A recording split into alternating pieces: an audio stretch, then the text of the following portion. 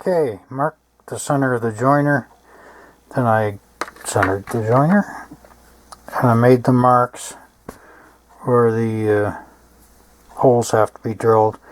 And gotta also put a taper, a little taper for these bends.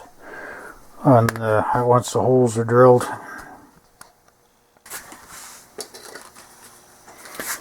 I can't say enough good about this little Tamiya drill.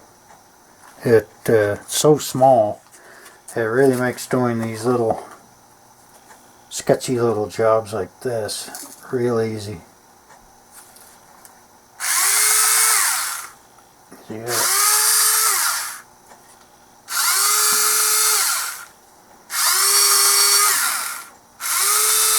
Keep everything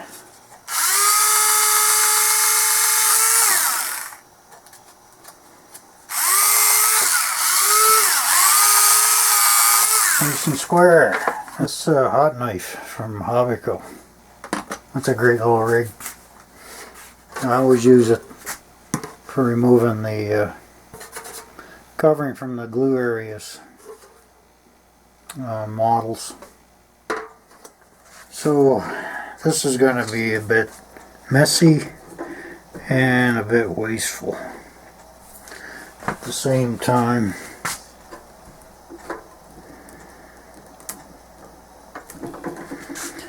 Because you gotta get the epoxy on this, then wiggle it into the slot, go to the other side and do the same thing. So it will be just to get the stuff into the whole joint here. Yeah, so I got my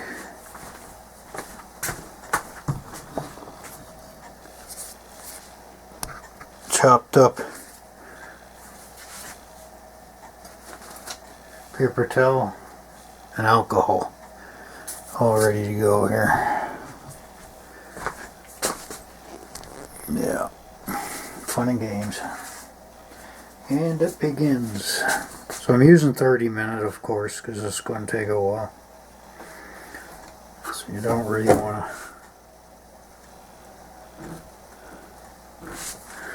to use 15 or 5, definitely not 5.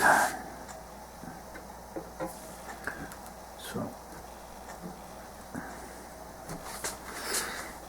epoxy's not something you should really get on your hands. It's not a matter of if you develop an allergy, it's a when. Do the same on this side. Making sure I don't get epoxy all over my airplane.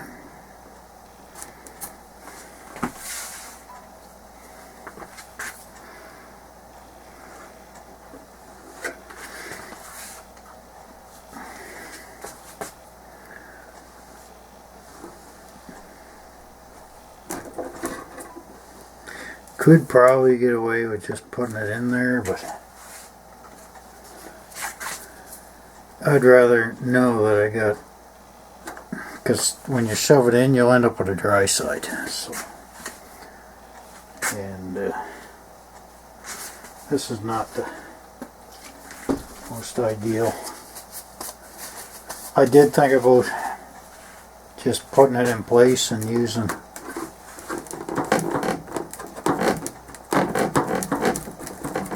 I'm just wobbling it up and down like while I'm pushing it through. There's a little bit of slop in there, which you kind of want. I'm going to keep going.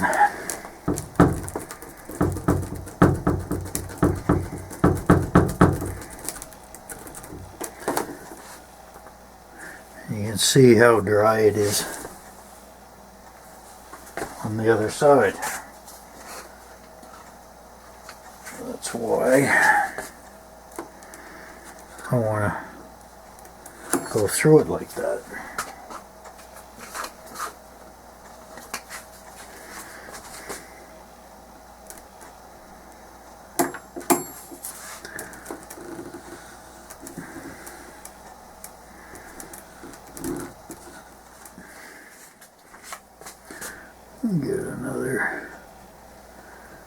smear, get all this stuff here, smear it back, put it back where it came from.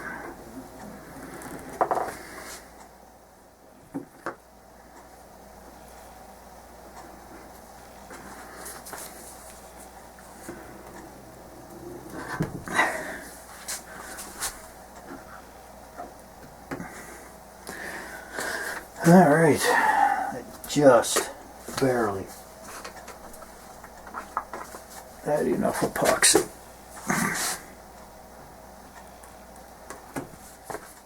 Make sure the gloves don't have epoxy on them. And I'll just start wiggling it and push it back the other way again. Now this time, when I see it pile up, I'll spread it to the area where it's not piling up. And on the bottom, it seems to be doing good.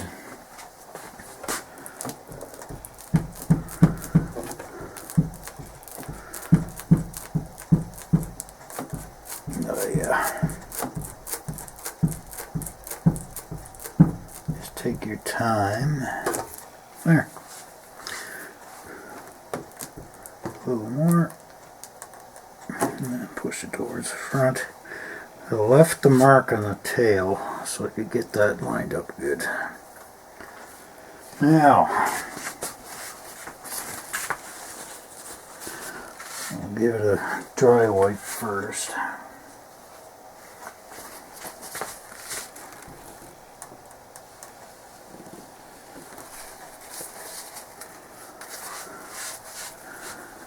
When you wipe it, it also pushes some of the epoxy into any little gaps. This has got the fin was already attached, which kind of gives you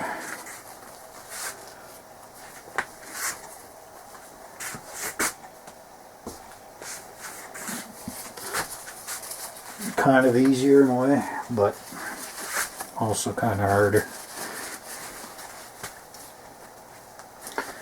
Because it makes this all one piece. So I'm wiping the bulk of it off now, because you're going to end up moving the stab.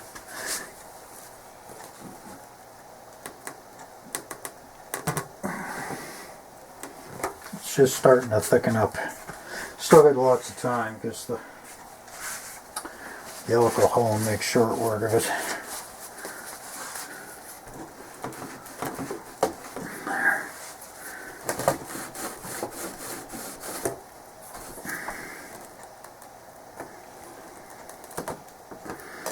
Keep it forward.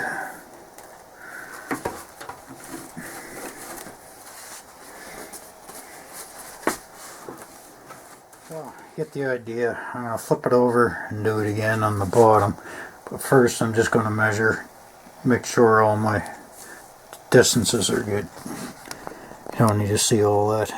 Alright, I took a fresh paper towel, soaked it in alcohol after I did the basic wipe down, and made sure there was nothing left. A little bit of residue, so, and I'll do the top again, but now I'm going to double check my measurements if I can find my measuring tape. Yeah, found it.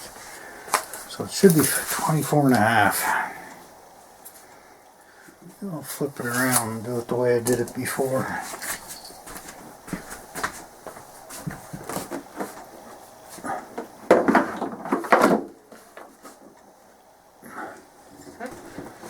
Oh yeah, it'll be a lot easier. Now, get these things off.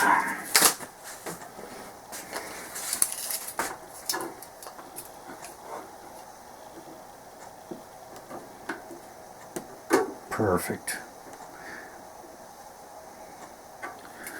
24.5.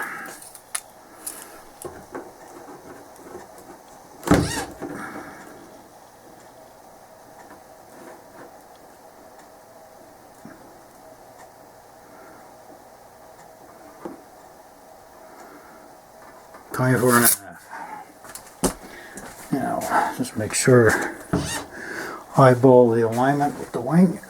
There's not much room there, so yeah, I gotta flip her around again. Looks spot on. It looks spot on. Well, I put the elevator on, rudder on. Went with a DuBro 60 size tail gear, including the wheel. So figured that'd be nicer than the setup that came with it. It's kind of like a tin tab, and I was like, yeah. I did use the hinges that came with this one. I normally don't use CA hinges, but I don't know. Figured I would try it on this one. So nothing spectacular. So I didn't bother recording it. Okay, you got the tail feather servos in. I decided to go with these nyrod type pushrod setup. This one here is really old. New old stock, I guess you call it. And this one's a DuBro. Basically, between this ARF and that ARF, I'm cleaning up all my open package stuff. So I put this piece in here. Shine some light on there. So I put this cross piece in here, and I just, so that it just touched these two push rods. Excuse me. Anyway, and then I just drilled a hole in a piece of plywood, cut out these two tabs, slide them over, and that traps your push rod. But I shouldn't have. For some reason, I put the damn CA hinges in them, and they're stiff. So the rudder's not bad, the ailerons aren't bad, but there's six of them in the elevator, and she's pretty stiff. The rudder's fairly stiff too, so normally this would be good enough, because I know I use CA hinges on this one mostly because I don't want the pins rusting. I've had that happen with the DuBros, although if you oil them they won't rust. But the CA hinges aren't as stiff in this one, so everything works fine. The push rods don't bow, and I did the same thing. I made a brace. So these buggers are bowing back there, so you can see that bulkhead. The next one back, I'm going to have to make another one of these braces to go back there. It's going to be a bit of a hoot. I think what I'll do is something similar, except I'll notch the cross piece and then just put another piece straight across both, because these don't have to be glued solid. You're just trying to stop them from bowing. Yeah, that's where I'm at with that. And of course, tail feathers are all on. I went with the DuBro hardware. These plastic clevises, I heard people say, oh, they're no good, and I've never ever had one break unless I fence posted the airplane. It's the only time I've ever had one of these break. You know, it's a 60 size model. So one of the wacky things about this kit, this ARF, there's nothing. I was going with my thumb looking for that slot where your push rods exit, and it tells you both sides. And there's absolutely nothing. And there's no mention of it in the plan. There's a, but if you want to call them plans, illustrated step-by-step guide. So I'm like, oh shit. So I got my trusty, anybody's in this hobby, man, you gotta have these really long, nice long drill bits. So I had to use two different sizes. So I just drilled straight in, and then I drilled on an angle, and then once I had figured, then I just, because there's another, this tail in this airplane is, oh, and it's like 3 layers thick. I don't know why. It must have something to do with the way they built the fin, because the fin is built into this fuselage, so there's a bulkhead here too. So this thing is anchored in like 3 layers of plywood and balsa. Plus it goes through the small bulkhead here. And then I crisscross my controls, because that way you're not putting a bow on them. You get direct drive basically. This push rod and put the connections on the outside, so you get the most direct push-pull on that push rod. And these are solid 256 wires. I Z-bend the ends. I mean, can't go wrong with Z-bends. Rather than using the 90. Those 90 degrees in clips, I've actually never seen them pop off either, short of punching in the ground. So once I put that cross brace in, I'll make a mount for my receiver, balance it, and find out where that battery's going to go. I'm just using a 2000 milliamp nickel metal hydride battery, 4-cell, because these, other than the 10 of these Airtronics receivers, can't go over 6 volts. And I got tons of room to make a shelf or something if the battery goes in the nose, which I probably will. It's got a bit of a stubby nose on it. It's crooked intentionally to follow the higher and lower push rod, because one crosses over the other. And I drilled a 16th hole in it, the metal. I took this push rod, cut off push rod, the 256. It forced that into the 1/8 or 1/16 hole I drilled in, which means it's tight. Fitted it, so I use that to get it in and out. Fitted it, and then once I put the glue on it, I just held it in each side in place with this piece of hardwood dowel. Nothing to it. So that's how it turned out. Little bit of flex in this one here. I'm just gonna. There's a bit of a gap. The left, the right one, this one here. It doesn't move hardly at all. But this guy, yeah, moved. It's not going to hurt anything, but I just want to tighten that up. I'll just push a wedge of balsa, drop a thin CA glue, done. So, what does one do with all the leftover pushrod liner? Well, you make the guides for the antenna for your 2.4. They got to be crisscrossed, so probably could have run that one here, but it'll be fine down there. So I just took a piece of wood, drilled a hole in it, 1/8, sealed that inner rod, put your antenna in it, and I make sure the little bit of insulation clears past the plastic tube, just like I did here. Yeah, so there's your 90 degree for the antennas on the 2.4. Took a piece of triangle stock, glued that against this bulkhead here. I took a 1/8 or 16th birch ply, and I just ran it right into the servo mount out past here,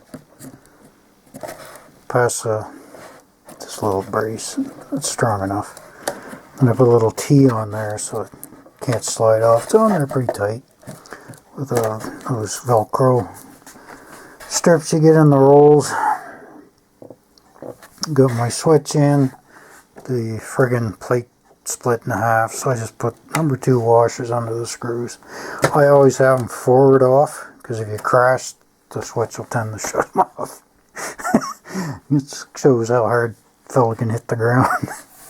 So that back is always on. The other reason, sometimes in the old days you used to hand launch them, and then your hand would brush by the switch and shut the transmitter off, or the receiver off when you hand launch the airplane. Oh, the good old days. So, off is always forward in my models. That's about it. She's pretty much done. All you do is figure out where the battery's going to go. Probably going to go in the nose. But I got to put the retracts in the wing. And what I did do to the wing, I'm going to have to field proof that. Most of the stock wheel well. You can see the tiny little bit of shine to the wheel well. Put the flat zinc chromate, there's green chromate. I put 2 coats of easy dope. It's water-based dope that's actually fuel proof once it dries. So it's actually more fuel proof than regular butyrate dope. So the well, I just gave them 2 coats. There's probably oil going to get in here. More to keep the oil. Don't know how resistant the latex will be to the oils. And I'll probably put a coat of Z-epoxy just in around the wing saddle where oil tends to, just on this plywood. I'll do this whole bulkhead here, and I'll probably do up in here and around the wing saddle, or the bolt mount, and that'll, any oil and crap gets in there, that'll keep it from getting sucked into the wood. The resin on there, the wing saddle area, everything's in mounted with the battery. Right now I'm doing the canopy, just taping it in place. I'm going to screw it on. I think the first time it flips over, that'll get demolished. Hopefully it won't flip over. I might shim the landing gear forward a bit, but they seem to be placed pretty decent. So, about 3 screws on each side for holding the canopy down. I'll drill the 16th holes, use number 2 screws. I'll go in the back, put pieces of plywood in there to act as a better anchor for the screws. So I got it taped down nice and reasonably tight. And then I'll use my CA and nylon cloth on the inside of where the screws go to beef that up so it doesn't crack.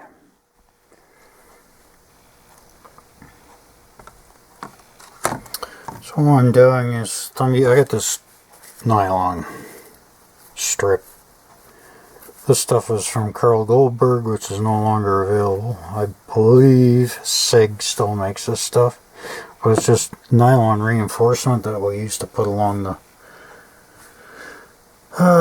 joints of the wings on models back in the day when people built. So all I'm doing is, this canopy is pretty crappy. It's got a few cracks in it. It's very brittle. I think Park models or something plastics in the. I'll put a subtitle in for it. They make canopies. I bought a few of their canopies and they're pretty good. I was surprised at what they do have available. But the Sterling Spitfire canopy is the exact same dimensions as this one. Yeah. So as you can see, I'm using medium CA and wax paper to rub it down on. Get the so your fingers don't stick. This one has a bit of a crack, so I'm able to fix it all in one sweep. There's two cracks in this canopy, so be careful you won't get any CA. And I keep, yeah, there's that crack right there. You probably won't be able to see it, but if you're careful, you won't get any CA into the clear section. Not terrible. I'd be more careful if it was a decent canopy. Like I say, I'll be ordering a new one for it anyway. Painting it with the olive drab. So that's how I reinforce. And there's a crack here that's just starting to creep up. And one of the tricks is keep tearing off the area that you just used, so you don't end up mistakenly smearing CA somewhere you don't want it. And I keep moving everything because the CA is going to go through that screw hole. So that's how I fix and reinforce crappy canopies. Even good canopies, I'll do that on the inside, just because it beefs up the area where the screw is. And of course the other secret is don't over tighten those screws. Okay, I made a little laminated some marine ply. You could use light ply, don't matter. Sanded her down a bit just to put a screw on the front, because I followed the plans. I've got a screw on each side, and you might be able to see the little pieces of plywood I put in after drilling the holes, just to give the screw something to bite into. So this one, I didn't like how the front would move around, so I put that block in there to put a screw on it. Got my pilot in, just traced a piece of 1/8 marine ply around the pilot, cut it out, and then I measured and drilled the holes. Put the put the plywood down here, drilled the 2 holes right through the floor. Then I glued the plywood to the pilot, oversized these 2 holes, and I put a 1/16 inch cap on the bottom, just to give because that's just balsa, something the screw heads to rest against. Drilled them out from the top again, then oversized them for the screws and screwed in from the bottom, so this guy can actually come out. He's in there pretty good.